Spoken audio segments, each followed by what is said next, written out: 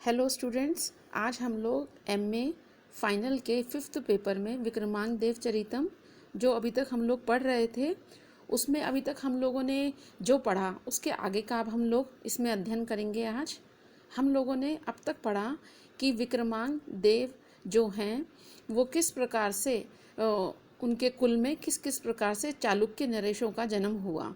तो प्रारंभ कहाँ से हुआ? सबसे पहले जो उनके कुल में चालुक्य के जो वंश है उसमें जो उनके आदि पुरुष थे हारीत, उसके विषय में आज हम पढ़ेंगे। हमने पहले पढ़ा था कि ब्रह्मा जी के चुल्लू से इंद्र के आग्रह करने पर, इंद्र देवता ने जब आग्रह किया ब्रह्मा जी से, तो उनके चुल्लू से चालुक्य वंश के सर्वप्रथम पुरुष का निर्माण हुआ, जो स्वर्ण की जैसी जिसकी कांति थी, जो उत्पन्न होते हुए ही ऐसा लग रहा था मानो कितना तेजस्वी, कितना तेज, सूर्य का जैसा प्रताप, ये कहाँ से इतनी रोशनी आ गई, एक अद्भुत सा आविष्कार हुआ, मानो ऐसा प्रतीत होता था। आज हम लोग 58 श्लोक में पढ़ेंगे जो ये इनका आदि पुरुष था इस वंश का, जिसका नाम था हारीत। जो ये राजा थे, इनकी क्या विशेषता थी? हारीत जो इस चालुक्य कुल में उत्पन्न हुए, स्वाभिमानी, शत्रुओं के मान का नाश करने वाले ये राजा हुए। ये उस वंश के आदि पुरुष या आदि नरेश कहलाते हैं। कौन से वंश के? चालुक्य वंश के। चालुक्य वंश जिन्होंने दक्षिण में अपना साम्राज्य का विस्तार किया। विपक्ष वीरा अद्भुत कीर्ति हारी, हारीत इत्यादि पुमान स यत्र, मानव्ये नामा च बभू मानी मानवयम य कृतवान नरीणाम, यत्र स विपक्ष वीर अद्भुत कीर्ति हारी हारीत इति। जहाँ मतलब चालुक्य वंश में वह शत्रु पक्ष के वीरों की अद्भुत कीर्ति का हरण करने वाला, जो उनके शत्रु पक्ष हैं उनकी कीर्ति को नाश करने वाला हारीत नाम का मूल पुरुष, आदि पुरुष उत्पन्न हुआ। आदि पुमान, आदि पुरुष, सर्वप्रथम उस कुल का जो आदि कारण था, मूल पुरुष था, वो उत्पन्न हुआ। और उसकी क्या विशेषता थी? मानी, जो स्वाभिमानी हैं, अरिणाम शत्रु, मानवयम, उनके मान का, मानो एक तरह से अहंकार का, वयम नष्ट कर दिया, उसको मानो खर्च कर दिया। उनका जो एक तरह से व्यर्थ का एक अहंकार था, जो दर्प था, उसको नाश करते हुए मानव्य नामधारी राजा भी उसी वंश में उत्पन्न हुए, जिसको हम हारीत के नाम से जानते हैं। इन्होंने शत्रुओं के मस्तक को झुका दिया था। मानव्य नामक राजा भी उसी वंश में हुए। कवि ने चालुक्य वंश के आदि पुरुष हारीत एवं राजा मानव्य का उल्लेख प्रस्तुत पद्य में किया है, जिसमें अनुप्रास अलंकार की छटा हमें दिखाई देती है। वो जो स्वाभिमानी राजा था मानव्य, वो प्रजाजन उसके प्रभाव से इतना प्रभावित थी, इतना उसका सम्मान करने लगी उसकी प्रजा, कि उसके शत्रुओं को तो मानो सब लोग भूल गए, अर्थात शत्रुओं का सर्वथा अपमान या तिरस्कार होने लगा, और राजा मानव्य का सम्मान उतना ही ज़्यादा बढ़ गया। ये जो इनके कुल में हारीत नामक राजा हुए, इसके विषय में हमने इसमें पढ़ा। चालुक्य वंशीय राजाओं का वर्णन शत्रु राजाओं की स्त्रियों के मुखों के द्वारा भी किया जाता था। वो उनकी जो कीर्ति है, उनके पराक्रम है, उसका वो शत्रु की जो स्त्रियां हैं वो उसका वर्णन करती थी। ऐसा ये कुल था जो विश्व में अपनी ख्याति को फैला चुका था। उसके बाद अब हम अगले श्लोक में 64 श्लोक में क्या पढ़ेंगे? हम देखेंगे, जिगीषवः के अपि विजित्य विश्वं विलास दीक्षा रसिकाः क्रमेण चक्रु पदम नागरखंड चुंबी पूग द्रुमायाम। पूग कभी आप लोगों ने सुना होगा। पूग किसको कहा जाता है, पूग का क्या तात्पर्य है? आप सोचो, कभी आपने पढ़ा तो है, कहीं तो किसी चीज़ में आपने पढ़ा है पूग। और पूग किस चीज़ को कहते हैं संस्कृत में? पूग यदि आप लोगों को याद आए तो किसको कहते हैं पूग? पूग मतलब सुपारी। और द्रुमायाम बहुवचन में है, द्रुम बोलते हैं किसको? वृक्ष को। तो सुपारी के जो वृक्ष हैं उनसे सुशोभित। दक्षिणस्याम दिशि, दक्षिण दिशा में इनका साम्राज्य फैला था। उसी के विषय में ये 64 जो ये श्लोक है इसके विषय में बता रहे हैं। ये कह रहे हैं कि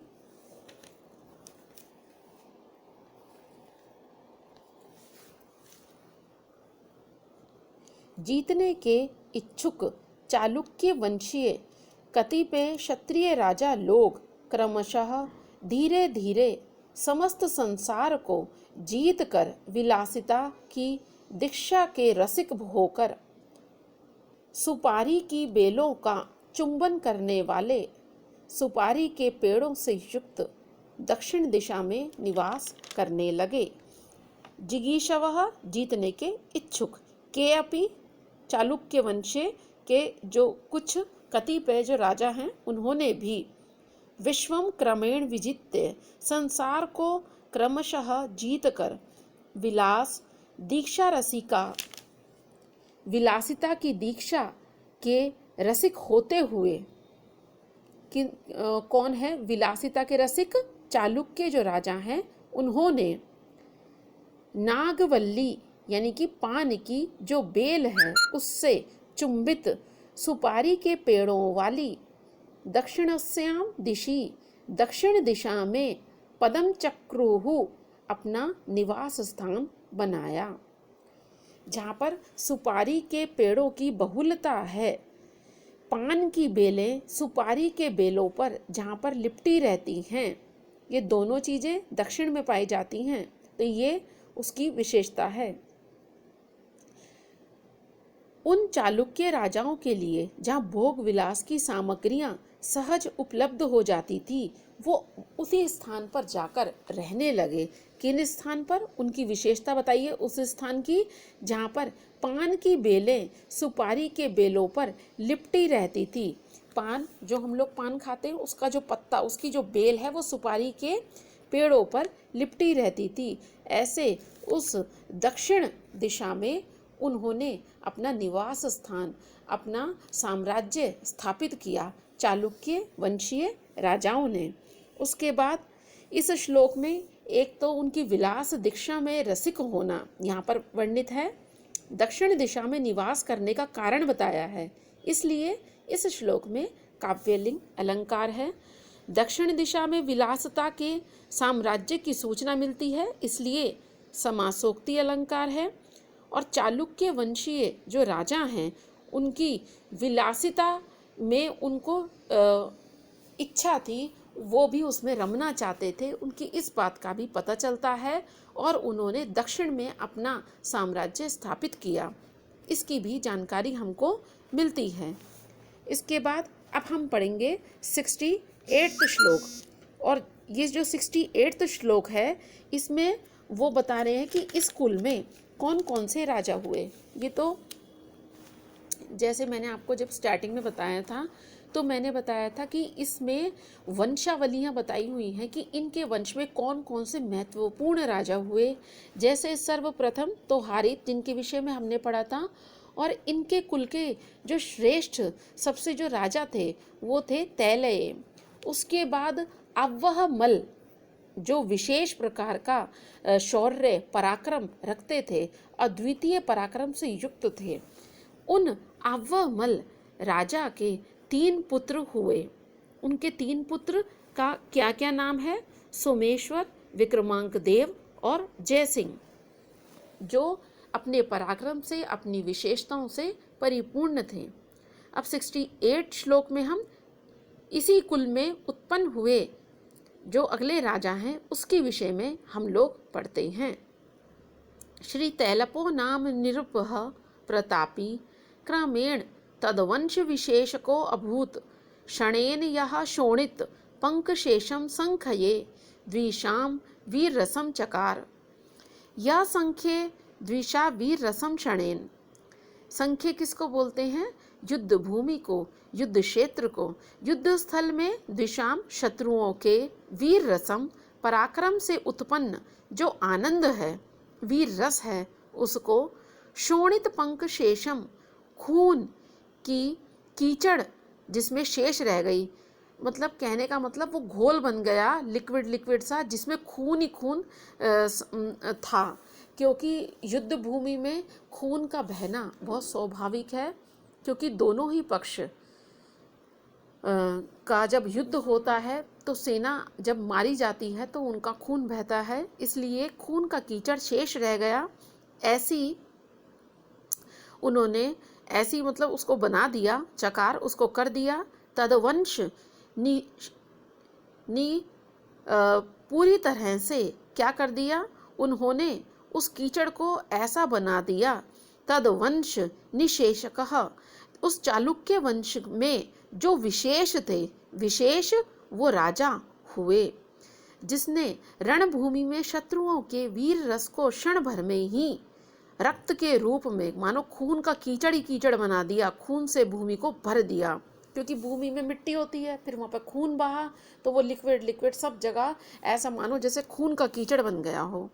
ऐसे श्री जो ये राजा हैं, तैलप नाम के राजा, उस चालुक्य वंश में विशेष और प्रतापी, असाधारण अपने पराक्रम से युक्त राजा हुए।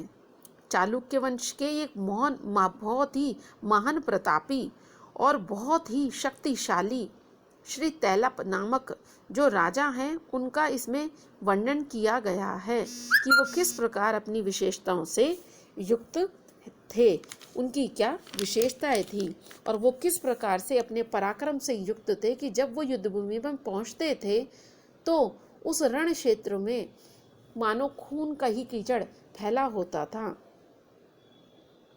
इस श्लोक में श्लेषा अलंकार है, क्योंकि वीर रसम पद के रस शब्द का अर्थ आनंद और जल दोनों हैं, इसलिए पद श्लिष्ट है, इसलिए श्लेषा अलंकार है। और रूपक अलंकार भी इसमें स्वीकार करते हैं। शत्रुओं की वीरता को नष्ट कर दिए जाने के कारण सभी शत्रु पराक्रम के बिना रक्त रूप पंख यानी कि कीचड़ वाले हो गए, इसलिए यहाँ पर काव्यलिंग अलंकार भी सूचित होता है, उसका भी पता चलता है। इतनी सारी विशेषताओं से युक्त थे ये सभी राजा लोग। उसके बाद हम 74 श्लोक में पढ़ेंगे सत्याश्रय नामक जो राजा हैं उनकी क्या विशेषता है। चालुक्य वंश मौक्तिक श्री सत्याश्रय अभूद अत भूमिपालः खड्गेन यस्य भ्रुकुटी जो उनकी भ्रुकुटी है वो द्विषाम कपाल अन्यापि चूर्णितानि अथ, यानी कि जो अभी तक हमने पढ़ा है उसके उपरांत उसके आगे जिस राजा की यस्य जिससे राजा की भ्रुकुटी क्रुधा एव भ्रुकुटी से सूचित होने वाला जो क्रोध है, हम अपनी जो भौहें हैं जो भ्रुकुटी हैं वो हमारी क्रोध में अलग प्रकार की होती हैं, सामान्य अलग प्रकार की होती हैं, तो कहते क्रोध को सूचित करने वाली जो भ्रुकुटी हैं उससे खड्गेन तलवार के द्वारा दिशाम शत्रुओं की कपालानी खोपड़ियाँ यानी कि जो उनके सर हैं वो भी चूर्णितानी चूर चूर कर दिए गए थे। ऐसा चालुक्य वंश में मौक्तिक श्री चालुक्य वंश में चालुक्य वंश रूपी, चालुक्य वंश मानो क्या हो गया, बांस वृक्ष निर्मल मोतियों की शोभा वाला सत्याश्रय नामक भूमिपाल भूमि का पालक अर्थात राजा अभूत हुआ।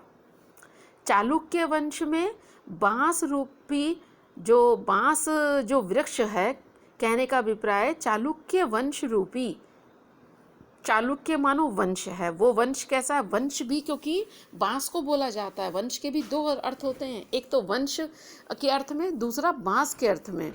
तो चालुक्य वंश अर्थात बांस वृक्ष से उत्पन्न स्वच्छ मुक्ता फल की कांति वाला, बिल्कुल स्वच्छ निर्मल कांति वाला सत्याश्रय नामक ऐसा पृथ्वी पालक राजा हुआ, जिसकी भ्रुकुटी से सूचित होने वाले क्रोध के समान तलवार के द्वारा वैरियों की कपालों को चकनाचूर कर डाला गया था। वैरियों की, शत्रुओं की कपाल, उनके मस्तक को बिल्कुल चकनाचूर कर दिया। कहने का अभिप्राय, शत्रुओं को ध्वस्त कर दिया, उनका नाश कर दिया। प्रस्तुत पद में उत्प्रेक्षा अलंकार है, अनुप्रास है और श्लेष अलंकार है। यहाँ पर राजा सत्याश्रय के पराक्रम का वर्णन है, उनकी वीरता को बताया है कि वो कितने वीर और तेजस्वी राजा थे, किस प्रकार वो अपने प्रभाव से युक्त थे। इसके बाद हम 101 श्लोक में अब हम लोग पढ़ेंगे अन्यायम एक कृतवान कृति यश्चालुक्ये गोत्रो उद्भव वत्सलो अपि यत पूर्व भूपाल गुणान प्रजानाम विस्मार यामास निजै चरित्रई। निजै चरित्रई मतलब स्वयं के, खुद के, निज के, अपने खुद के चरित्रई। चालुक्य वंश के प्रति, चालुक्य वंश के प्रति, चालुक्य वंश में उत्पन्न राजाओं के प्रति वात्सल्य, वात्सल्य किसको बोलते हैं? प्रेम को। वात्सल्य भाव रखने वाले जो राजा हैं, रखने पर भी जिस विद्वान आवह मलदेव ने एक अन्याय किया था। कहने का अभिप्राय कि वो इतनी विशेषताओं से युक्त थे। अभी हमने पढ़ा कि इनके कुल में कितने राजा हुए और कैसे कैसे उनके वंश का वर्णन है। फिर हमने पढ़ा कि आवहमल इनके कुल में जो राजा हुए, उनके जिनके मैंने बताया था 3 पुत्र हुए। तो वो जो हैं आवहमल राजा, उनसे एक अन्याय हुआ कि उन्होंने अपने चरित्रों से पूर्ववर्ती राजाओं के गुणों को प्रजाओं से भुलवा दिया। कहने का मतलब, वो पहले जो उनसे राजा हुए, उनकी विशेषताओं को वो याद नहीं करते थे किसी भी प्रकार से, और ये उनसे एक मानो अपराध हो गया। वैसे यहाँ देखा जाए तो कवि ने यहाँ पर आवहमल देव की लोकप्रियता का सर्वोत्कृष्ट वर्णन प्रस्तुत किया है, क्योंकि आवहमल देव में समस्त पूर्व राजाओं के गुण समाहित थे। उनसे पहले जो राजा हुए, सारे गुण उनमें समाहित थे आवहमल देव में। अतः प्रजा अपने पूर्व राजाओं को तो भूल गई, और मानो इसलिए इनको याद करने लगी और किसी को याद नहीं करती थी। तो मानो ऐसा लगता है, कवि ने कहा कि मानो इनसे कोई गलती हो गई कि लोग और सबको भूल गए, केवल इन्हीं को याद रखा। इसलिए यहाँ पर व्याज स्तुति अलंकार है। व्याज का मतलब होता है बहाना, व्याज आधा व या ज। व्याज का मतलब होता है किसी भी तरह से हम कोई बहाना बनाते हैं, तो मानो इस बहाने से वो सब चीज़ को भूल गए। तो एक तरफ तो मानो उनकी निंदा की गई, जैसे कि उनसे एक अपराध हो गया, और दूसरी तरफ वो निंदा नहीं अपितु वो प्रशंसा है उनके लिए कि इतनी सारी विशेषताओं से युक्त थे कि उनसे पूर्ववर्ती जो भी राजा हुए उनके कुल में, वो उनकी विशेषताओं के अलावा अपनी भी विशेषताओं से युक्त थे। सभी विशेषताओं से युक्त होने के कारण वो सर्वोत्कृष्ट थे, इसलिए प्रजा उनको ही प्रेम करती थी। यह जो श्लोक है, इसमें राजा आवहमल की पराक्रम, उसकी विशेषताओं को सभी से ज़्यादा, सभी राजाओं से ज़्यादा श्रेष्ठ बताया है। इसके आगे का अब हम अगली कक्षा में अध्ययन करेंगे।